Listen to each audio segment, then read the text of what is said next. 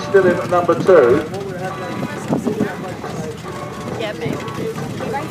Okay, alright. Go on, Darren! Yeah, very, very, very confusing. Okay, right now then, here we It's go. a bit close, The Mustang is the Bossman in the left-hand lane, and then the Angry Bird, the twin turbo. Tell me a bit about The Angry Bird!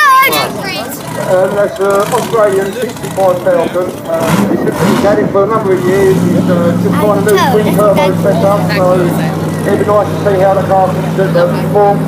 Doesn't start heat, moving till 4,000 RPM, so could be a good run.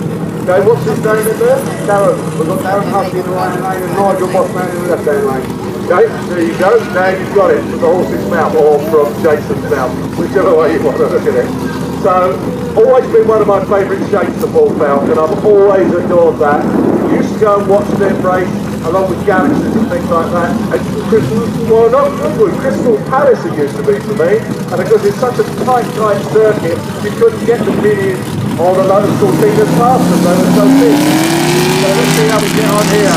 It does look as though the Bossman, he's sort of more experienced than the two. He's going to take it in that left-hand lane, and we can see